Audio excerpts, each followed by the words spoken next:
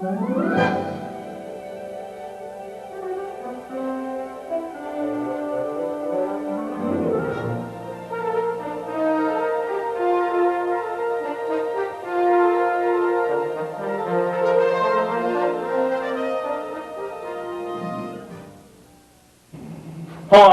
I'm John Wilson. Welcome to A&E Biography.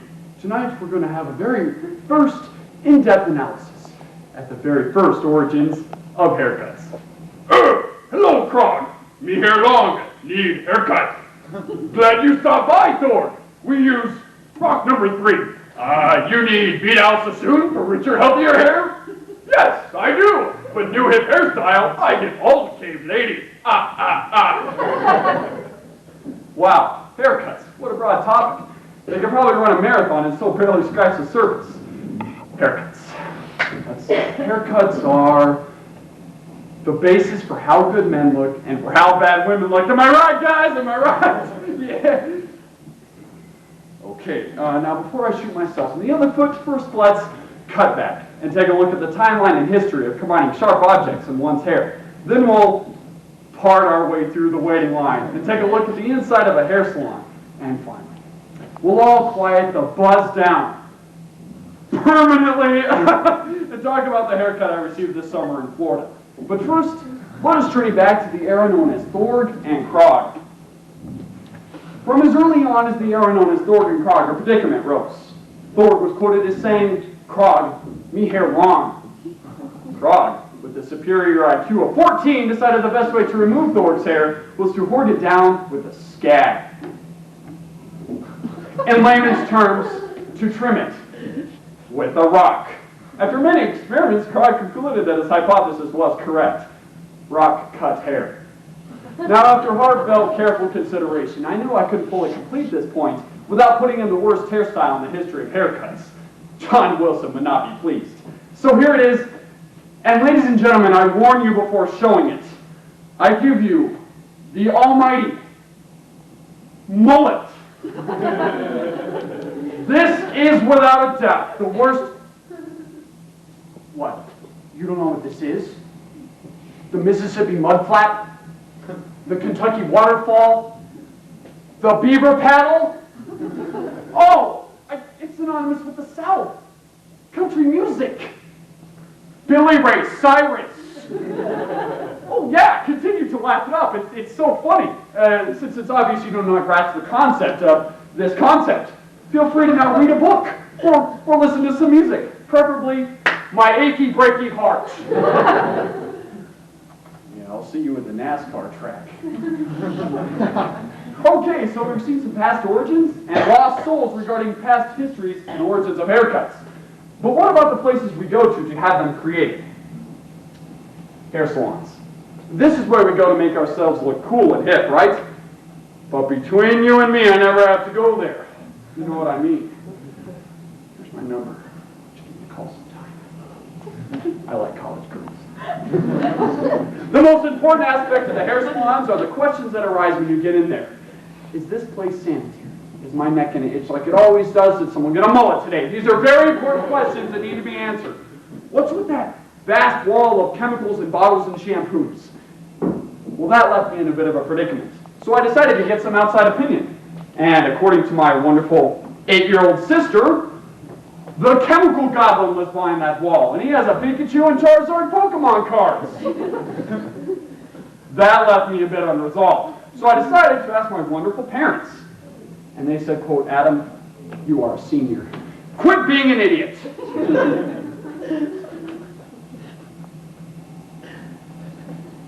Yeah. My other question is about the hair clippings. Where do they go? Well, since I got lazy, I decided to form my own theory. I wrote it down just last night before I fell asleep. It says, quote, "My theory about what happens to the hair clippings is that they, oh my God, I'm so tired. I really like Jenny Smith. I hope no one else does. Candy."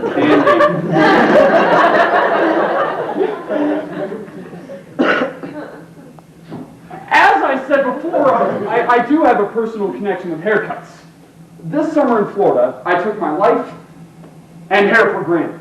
It was one of those days when I said, "Gee, I need a haircut." So I walked down to the nearest barber shop. Now, for the sake of argument, we'll call this man Speedy Gonzales, since did I get his name before I left? I think it's because I wet my pants. So anyway, he sits me down in that chair and he asks me a question. What the heck would you like today? And I can't really understand him in the first place, right? So I'm like, I'll have a fade with a size 3 comb. Thinking, he knows what I'm talking about, right? Yeah, and then he busts out the biggest razor I've ever seen in my entire life. So I'm getting a little freaked out. Sits me in that chair, puts that little smock on me, and then he starts going to work. He's not even measuring my hair while he's doing this, and my glasses are off, and I look in the mirror, and I feel like, oh my God, I'm bald. He's completely shaving off all my hair, thinking, I'm going to go out of Rogan to get this back, right? Sorry. So anyway, I don't know what to do, and I'm freaking out. I don't have any hair left, and all of a sudden he's like, whoa, we're a spiffy man now, aren't we? No, I'm not. You're shaving my head and you're not even measuring me. He puts down his razor, comes back with his bottle full of water and sprays my head all sopping wet. Then he comes back with his comb and scissors and takes a deep breath. I've got. You know when you're in a hair salon and they spike the hair up and they put it between the fingers and then cut it away? Well, he's not doing that. He's just spiking it up with the comb and cutting it away so his hair follicles will fall in front of my face, and I don't know what to do, and then all of a sudden, abruptly, he stops and goes, well, would you like to have your bangs cut? Yeah, I guess so. If you're not going to kill me. He takes his comb, right? Get this. Down with my bangs, then with the scissors, straight across my forehead in one fluid motion, hairline falls right in front of my face, and I scream and finally realize that this man right here, Speedy Gonzales, is the inspiration for everyone's scissor hands.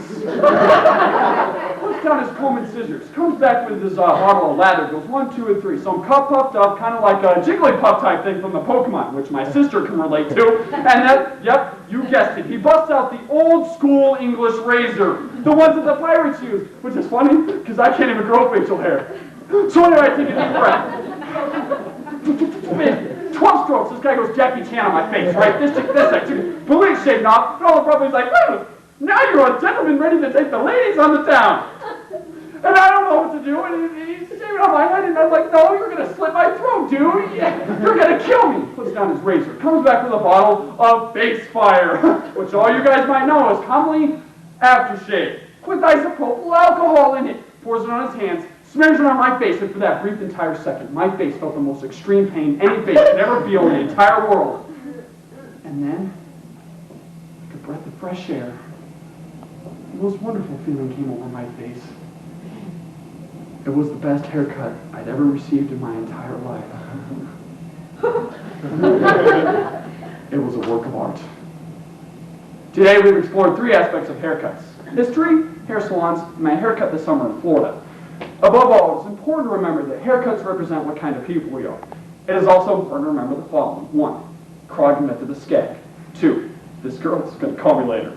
3, forget I mentioned the molt. And 4, I almost died. So the next time you go to a hair salon, think about our forefathers inventing the scissors. Because otherwise, Krog would have been a greater part of our nation's history. And then you would cry.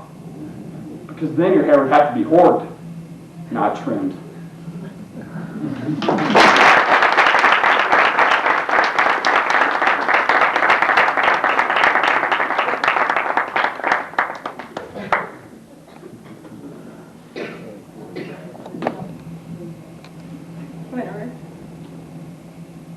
Okay, let me tell you about my day from hell.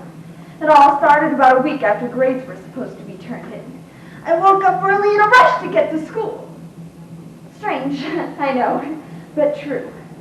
Through the front doors I ran, sprinting for the main hallway bulletin board. And there it was, in all its glory. The revered honor roll. Henderson. What? My name's not on here? After about an hour or so, it started to sink in. I wasn't on the honor roll. The realization sucked the breath from my lungs like a powerful hoover sucks the lint from my sofa. The verdict was in. I was average. My status as kindergarten socialite flashed before my eyes. I vowed then that I would crawl my way out of mediocrity, and I did. I gave it my all. But then I stood up, dusted myself off, and asked myself a critical question. Why? I mean, average isn't all that bad, right? I actually read somewhere that on average, 50% of the world's population is average. So I decided to make averageness my cause. Standing before you today is the founder, general manager, and CEO of the Mediocre Majority, or M&M, the organization that encourages average people everywhere to stand up and become statistics. So today we will first determine what average is. Next, we'll discuss why we fear mediocrity more than Jesse Jackson fears a paternity test. And finally, we'll cast off those shackles of success and embrace our ordinariness in all its forms. In order to understand more about mediocrity than your average Joe, we need to know what average is. According to Webster's, a fairly typical dictionary, average resides midway between two extremes. So this definition could apply to anything from the Earth's equator to the 2,000 Cornhuskers, we should probably look a little further for a more accurate understanding of the term. One of the original definitions of average was undoubtedly derived by the ancient Egyptians, although it wasn't discovered until some archaeologists recently reinterpreted some hieroglyphs found on the tomb of King Tut. Using their knowledge of the Rosetta Stone, the scientists quickly translated this message to mean, beware the lollipop of mediocrity. Lick once, and you'll suck forever. The scientists were quick to point out that this translation makes a lot of sense, given that it was found on the pyramid of Tutankhamun. So now let's fast forward through history and determine the significance of averageness today. Significance of averageness. There's a mediocre joke for you. Anyway, a significant number of people live on Earth. If we consider a bell-shaped curve and extrapolate for all the mistakes made by the Census Bureau, a significant number of this significant number of people fall in the average range. Now that we have our significance established, we can move on to determine why we fear mediocrity and why average really isn't so bad. It's a well-known fact among the members of M&M that some people out there harbor a bias against the average. It's an equally well-known fact that above average numbers of average people actually believe that they're above average. In fact, we probably fear normalcy so much because it's often equated with dumb. But I don't blame you. It's not your fault. This myth is probably perpetuated by the media. Because if it's not the media, then it's got to be something else that's much tougher to figure out. In fact, history points out to us that being average is absolutely normal. Famous philosopher George Santa Anna tells us that those who do not know history are doomed to repeat it. Which could be the case for me. I'm getting a C-. History documents that we might just as well be safer being average. They tell us that ancient civilizations that used to practice human sacrifices did so on the basis of personal traits that were extraordinary. Historians believe that this solidarity of mediocrity helped to protect societies from extreme ideas or people that might threaten the status quo.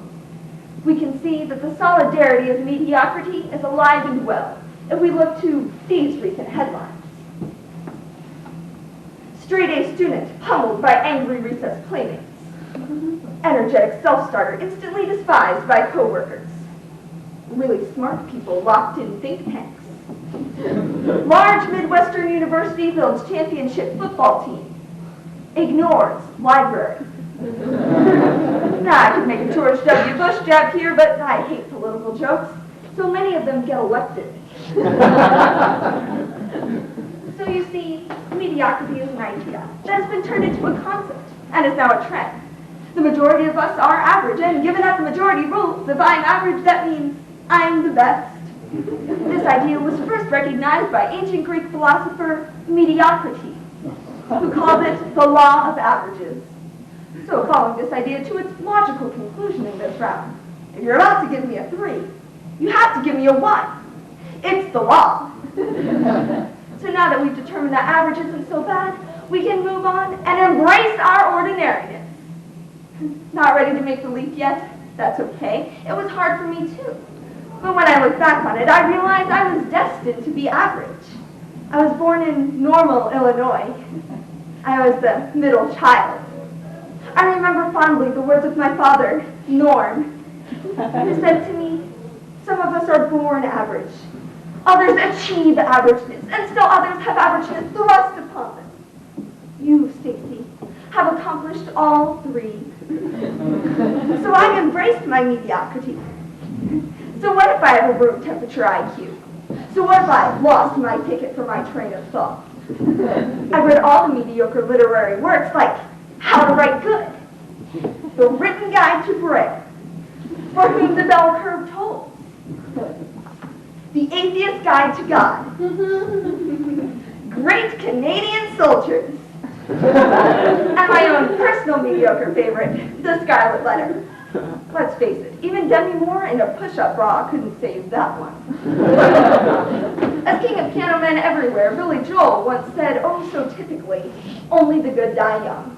Well, that just leaves all us mediocre to live out our happy, semi-productive lives. Or at least that's close to what it means, and for an average person, close is good enough. As I take pause to reflect upon my kindergarten revelation that I would live out my life in the dogged pursuit of mediocrity, I hope that my story has convinced the majority of you average people out there to stand up and flaunt your averageness for all the minority to see. Today, we've discussed what average is, why we fear it, and why it's now time to embrace our ordinariness in all its forms. One day, I'll retire to Our Lady of Perpetual Mediocrity home for the typically unexceptional. And I'll be perfectly happy, because I realize that when life throws you a bell curve, don't duck it, run with it. And remember, only the mediocre are always at their best.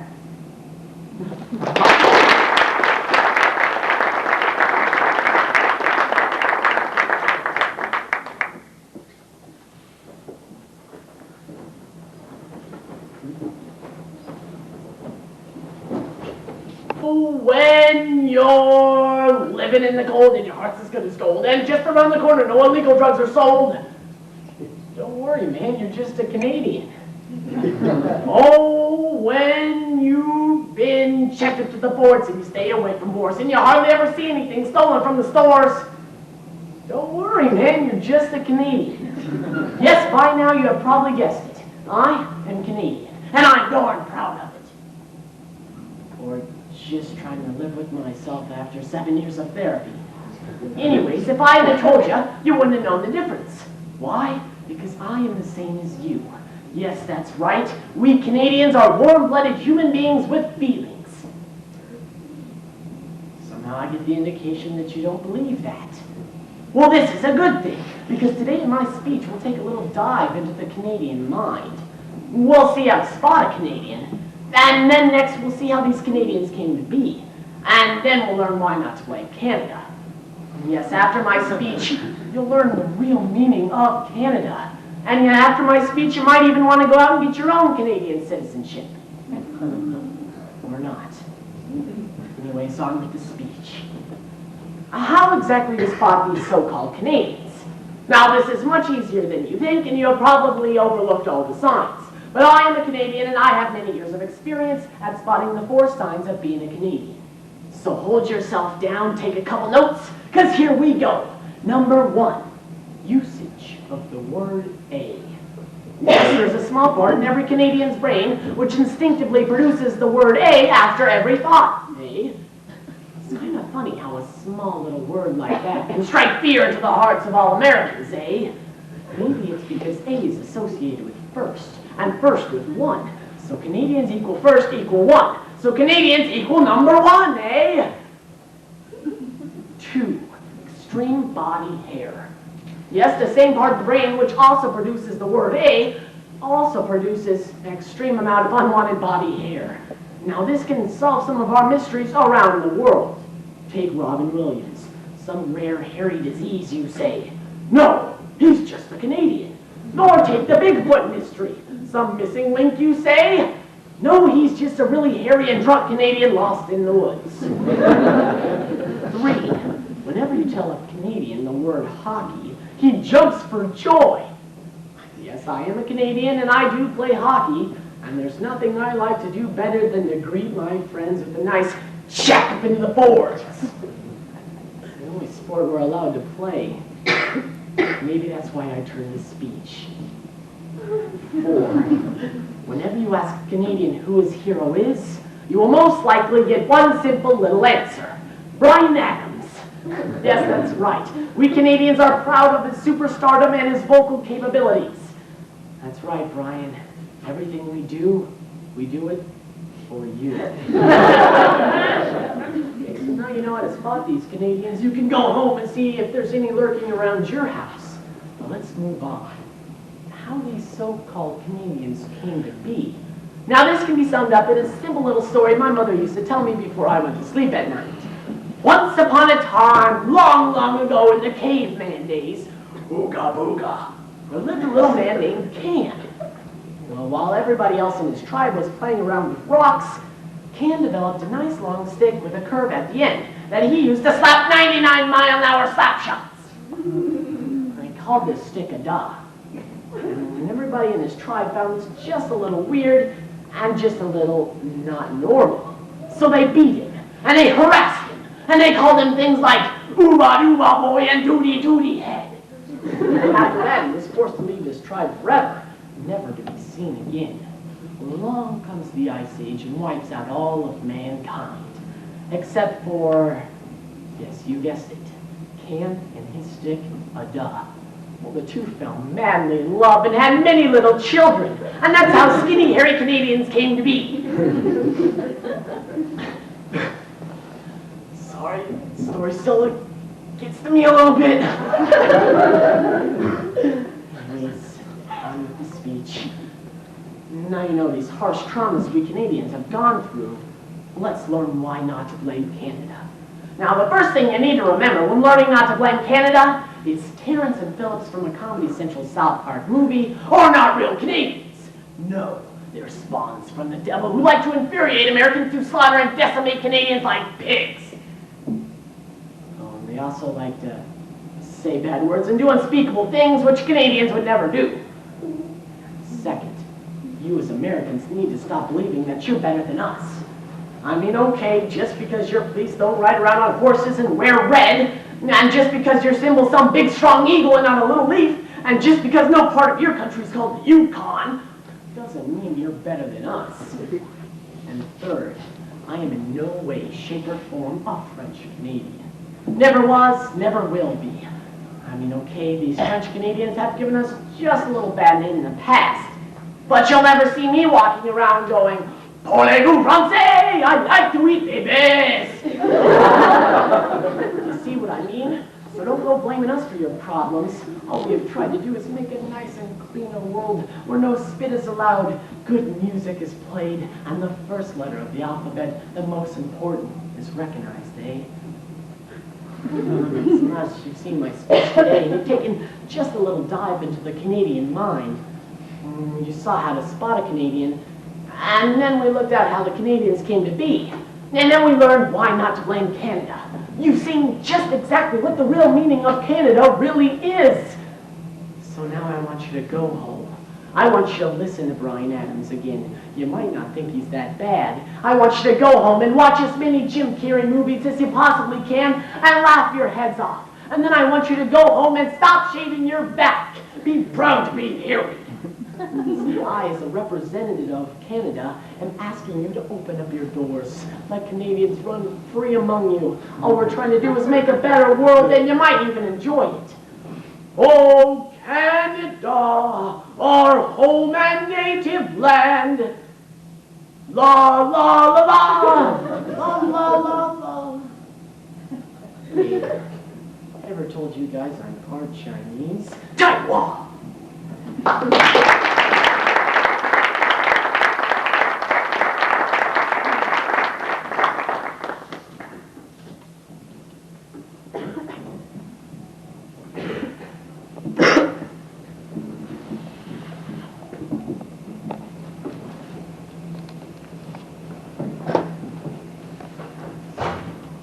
You know what really disgusts me? People who complain about their pants being too long. So hack them off. You can always cut some off, but you can never just add some on. I know this from personal experience.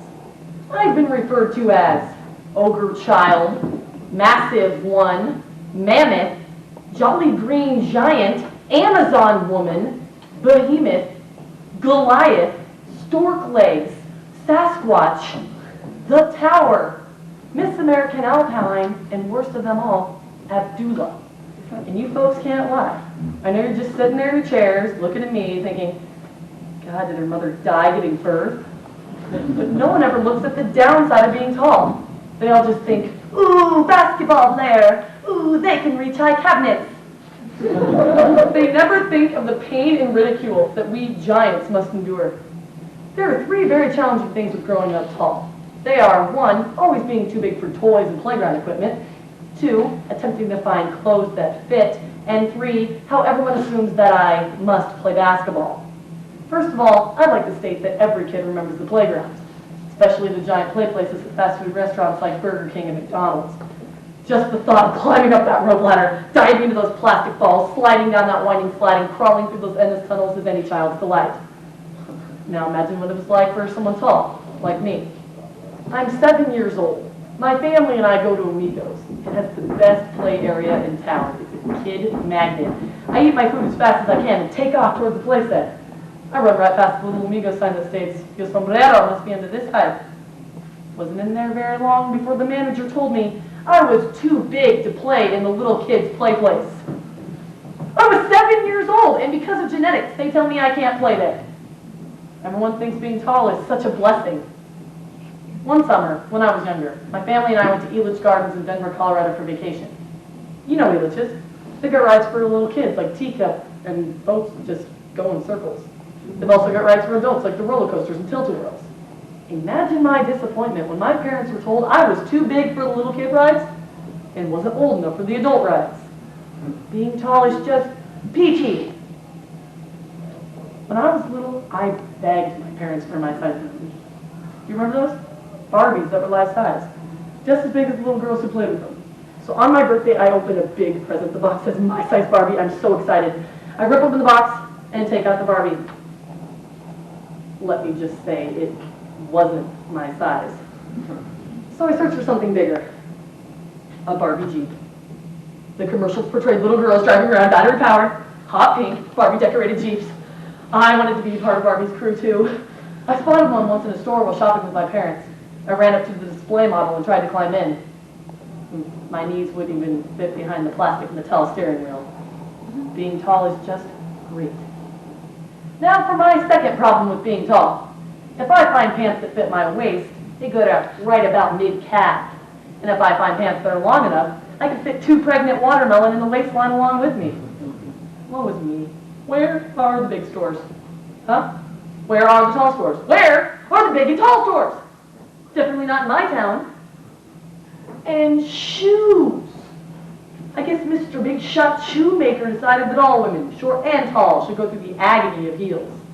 Not all women want to be taller, okay? Women like me sure don't. So how did these manufacturers sleep at night, knowing that millions of women around the world are suffering from the ridicule of people who think that they should wear shorter shoes? Women like me. And when I'm daring enough to try a pair of taller shoes, people will scream at me. Literally scream and say, "You don't need those. You don't need to be any taller. Well, thanks a lot. Now I feel really, really short." Oh, I'm sorry. You feel short. And that's my fault? If you feel short, buy some stilettos. That's what heels do. Make you look taller. Try them out sometime. I mean, I'm not trying to sound uncouth. I just believe the world has the right to know our story.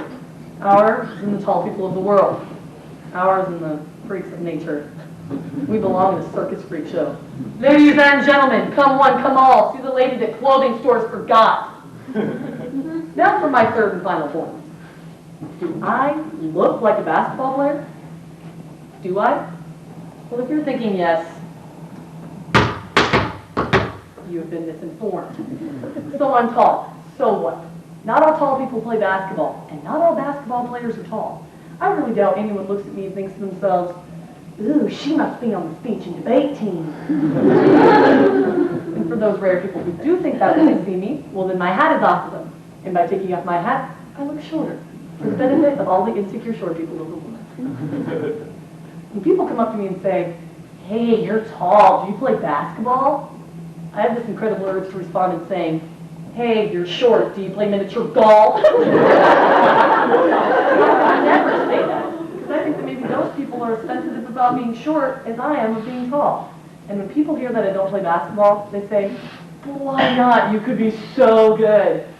And I reply by saying, I've watched some basketball. I've even played some. I know how those basketball players treat their tall ones. They're like, hey, big guy, stand underneath the hoop, catch the ball.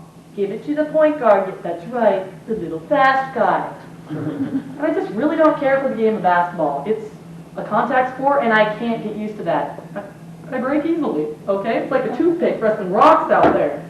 Oh, but don't get me wrong. I have absolutely nothing against the game of basketball. I'm only against the people who think I'm abusing the world and not playing it. So if people don't stop asking me that maddening question, do you play basketball? I might just lose it. And if I hear one more time, how's the weather up there? I might just spit on their head and reply, it's raining. Now in closing, I'd like to reiterate 3 problems with being tall. First of all, it's not easy being a tall child. I was getting kicked out of the Amigos playground and never being able to play with the toys you love. But amazingly, all the tall people you see in the world today have survived their tortured childhood. They have survived to become tall men and women, as most tall children seem to become. Second problem is, tall people have a tough time finding clothes that fit. Not only pants and shoes, but shirts. The sleeves are never long enough. That's a tall person's story. Sleeves never reach the wrist, pants never reach the ankles, and shoes never reach any height under 2 inches. So next time you see someone tall who's wearing high waters, someone tall who looks as though they're waiting for a flood, give them a break. It's harder than you think to find clothes that fit. And last but not least, not all tall people play basketball. So next time you get the urge to ask, think again. Maybe you could ask in a different way, like, so, what activities are you in? Do you swim? And be very careful mentioning someone's height, especially if that someone's like me. They might just spit on your head. But don't get me wrong, there are some very strong points of growing up tall. I'm sorry to say they are the stereotypical phrases we've all heard. Ooh, you can reach high cabinets. Ooh, you can see over crowds. Just because they're stereotypical doesn't mean they aren't true. And I really like hearing people tell me, oh, I wish I was as tall as you. And the startled look on their face when I reply, no, you don't. Now, I know all you've heard me do today is grumble about being tall. Though I act like I hate it, I don't think I would change my height for anything. Because if I did, what would I complain about?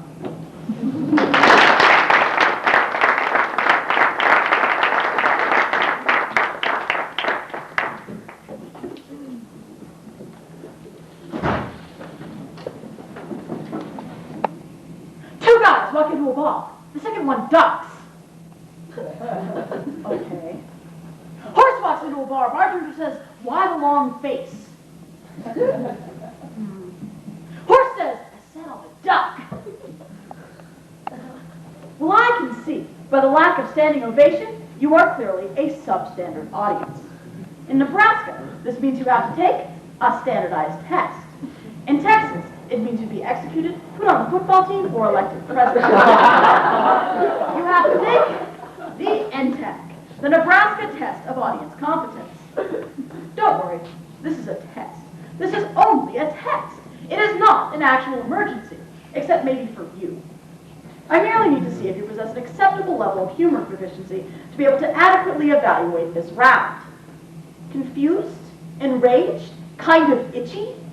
Well, you could switch to gold bond medicated college, or you could be like millions of American high school students who think they can't ban prayer in school because then they wouldn't be able to pass their standardized tests.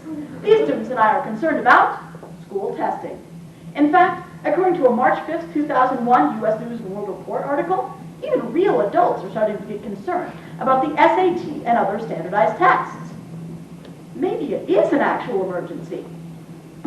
So today, will we A, sharpen our pencils and our wits to discover how standardized testing has evolved, B, bubble in our reasons why standardized testing has become so popular today, C, turn in our answers to the standardized testing problem, or D, all of the above?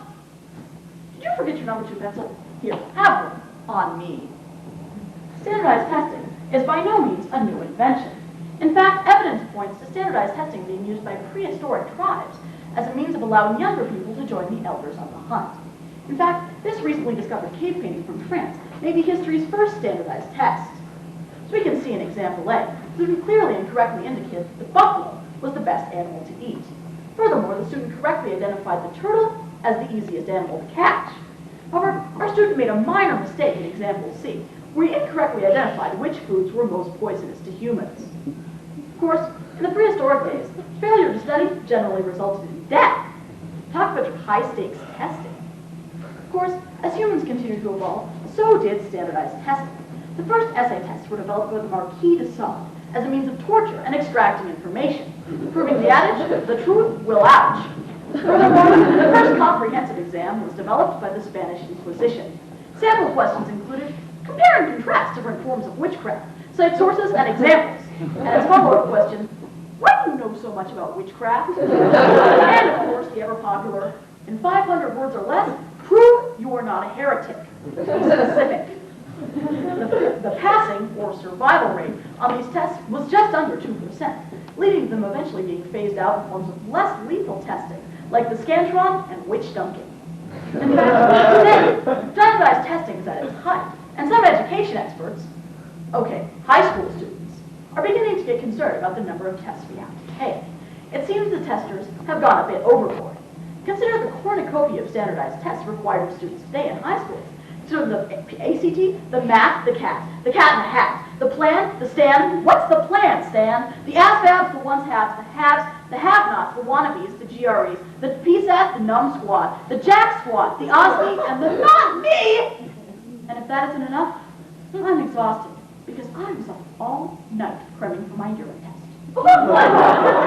Now, as we face this invasive insurrection of intensive instructional inquiry, we have to ask the question, is alliteration really an effective rhetorical device? I can't answer that one, but I can answer this question. Why has testing become so popular? Well, it's simple. It's just that, I'm sorry, I didn't realize there was a word minimum. Allow me to expand. When one begins to test, one finds a variety of reasons for testing. Testing advocates and really smart people claim it's because it's the only proven way of assessing knowledge and comparing results. That, and they mentioned the really nifty designs you can make on your Scantron form. In fact, just yesterday, I made a perfect example of the DNA double helix. My bio teacher still failed me. Furthermore, this is also a trend among celebrities as well. In fact, according to this week's Time magazine, when asked what she got on her SATs, pop star Jennifer Lopez replied, nail polish. But another viewpoint on testing is found in the former governor of a large southern state, when he stated, we test because it works in Texas. When asked to elaborate, he went on to say, it is simply not forgivable to discontinuate the assessmentizing of pooples.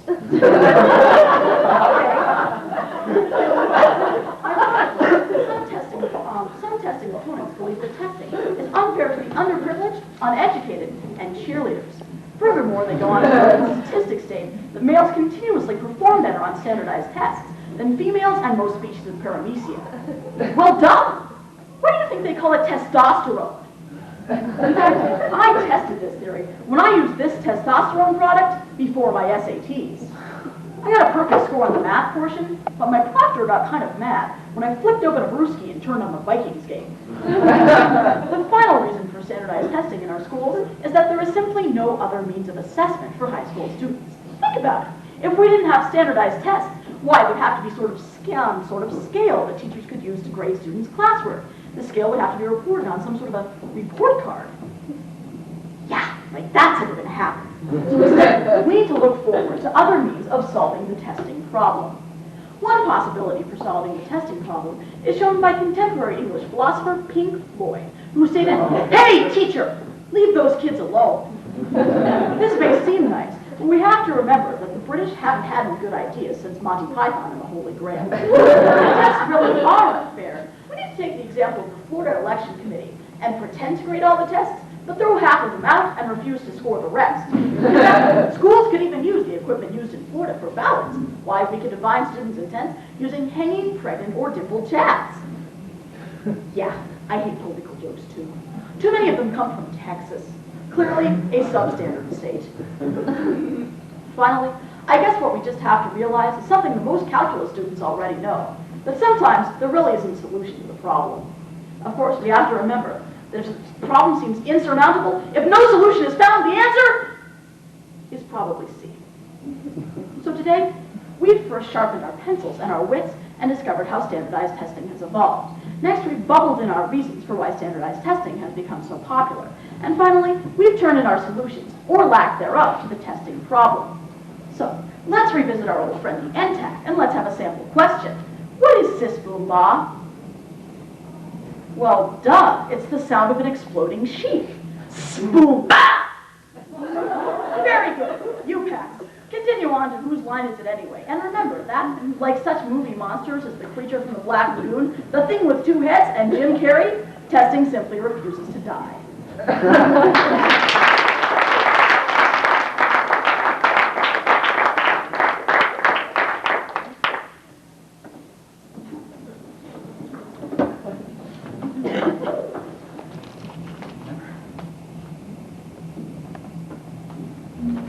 So I'm reading this copy of my school newspaper, you know, the Random School Times, and I see their top story. Which restaurant serves the largest French fries? Now this is a hard-hitting issue. I mean, they have a pie chart, everything in here. Ridiculous, I thought. Only a pathetic old school newspaper would print such useless information. You would never see this type of thing on, say, the 10 o'clock news. So to further my point, I watched the 10 o'clock news, thinking, here we go, some real news, something that won't waste my time. And it began. Good evening and welcome to the 10 o'clock news. I'm Brad Michaels. Barbara has the night off. Tonight in our top story, French fries. Which restaurant serves the largest? It was then that I realized the news kind of sucks. Now I know that's a bit harsh, but I'll never make a statement that I can't back up. So that's what I intend to do for the next 6 minutes or so. First, we'll take a hard-hitting look at the format of a news program. Then we'll see what the weatherman has in store for us. And finally, we'll close with an editorial commentary on how we can make the news, well, not suck. So as I previously demonstrated to you, all news programs start off the same way. Their top story, or at least the first thing they ever say is, Barbara has the night off. Why are they telling us this? Don't they think that we'll assume, since we are staring at a vacant seat where Barbara normally sits, that she is, in fact, gone? Are they afraid we'll overreact? Hello, 911? I'd like to report a missing person. Sure, you can have her name. Barbara, from the news. I mean, she was sitting there last night in her chair, and now she's not. I just don't know what to do. It's like, really? This is her night off? Oh, thank you. Thank you very much. And after they've thoroughly informed us of Barbara's absence, they proceed to tell us what they deem to be the news. And if it's been a slow news day, or Bush has miraculously not screwed anything up, then you'll see something like this. On 42nd and Elma, tragedy has taken place. A cat is stuck in a pine tree. I repeat, a cat is stuck in a pine tree. We take you there live in the sky with Marty Jackson. Marty? Thanks, Brad. I am now hovering over the pine tree where the situation has gone from bad to worse. The cat has climbed yet another branch. This cat is reportedly very cute and extra cuddly. Rescue crews, and by that I mean a little girl and her father, are attempting to use some kind of ladder device, but details are sketchy up to this point. Back to you, Brad. Thanks, Marty. And we'll keep you posted on this breaking news event as it unfolds. Now, scientists say that there's a new disease that could break out at any moment. The only cure, a common household item. What is it? After the weather. The weather. Now, the weather is by far the weirdest institution of the entire news program. They never actually just tell you what they predict. Have you ever noticed? It's always something like, it may rain, but if this cold front moves in here, it probably won't. Now, what did he just say? Did he or did he not just basically tell us, look out your window tomorrow morning and find out for yourself? I mean, with all these inaccuracies, how good can the super-duper Doppler 9000 be anyway? It sounds more like a glorified magic 8-ball to me. Will it rain? You heard it first here, folks. It is decidedly so. It will rain tomorrow. Thank you, super-duper Doppler 9000. Back to you, Brad. But all inaccuracies aside, just the way in which they present the weather is odd. They stand in front of a map, like this one here, and read off temperatures from towns like Omaha, and Worms, and Funk. Do you suppose there's a mayor of Funk? And Kilgore, It's no wonder Gore didn't campaign in Nebraska. But how relevant is all this information? Do they think it's going to be the topic of a conversation? Hello? Is Jim there? Hey Jim, what's up? Did you hear that it's 78 degrees in Chadron today? I know, it's crazy. They might need to use their air conditioners. And did you hear? Barbara has the night off. I know, it's wild. You know what else is wild? Dew points. Now, I might just be a moron, but what the heck is a dew point? They never tell you. All you know is that if it hits a certain temperature, the dew is going to do something weird. Well, what can dew do? Honestly, make things damp? Oh my God, there's a light mist of water vapor coating my car! Damn you, dew! Damn you! And don't you hate it when the weather interrupts something you're watching? We interrupt this program to bring you a breaking weather update. Chuck? Yes, Brad. Scattered showers have been reported around the town of Oshkosh. We advise all residents of this community to immediately seek shelter. But if you must go outdoors, use an umbrella. Or if one is not available, for God's sake, cover your head with the newspaper. We will keep you posted on these light sprinklings as they develop. We now return you to Super Bowl 36, already in progress. But we must digress from the weather and discuss my editorial commentary on how we can make the news more interesting. Now, the most obvious way to me is to mix news with entertainment. MTV shows us that one of the keys to entertainment is screaming teenage girls. They have TRL, Total Request Live. I suggest TRN, Total Request News. We could use like 90 screaming girls and have them pick the stories they want to see. Hi, I'm Ashley from Newport, New Jersey, and I want to say what's up to all my homegirls. I want to see a story about someone else who loves the baby because I love these interviews and lyrics, and I think the movie on it so cute. I love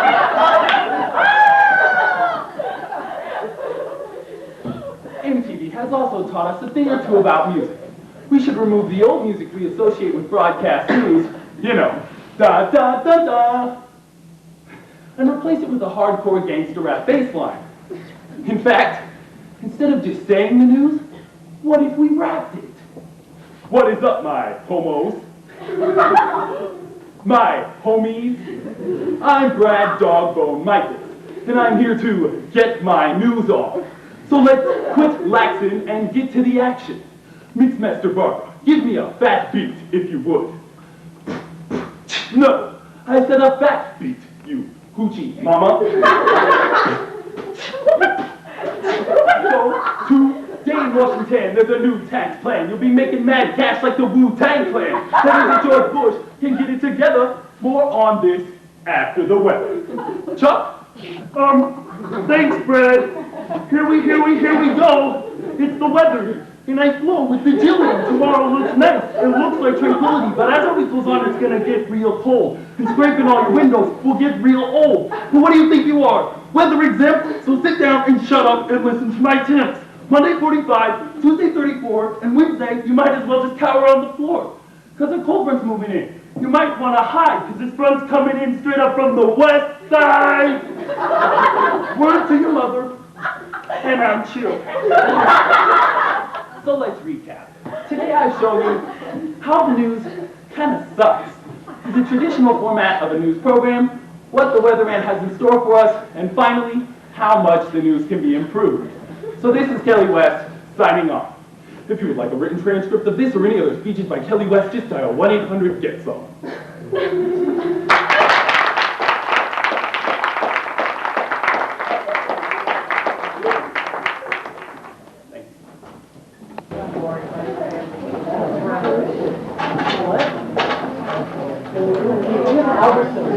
That's our question.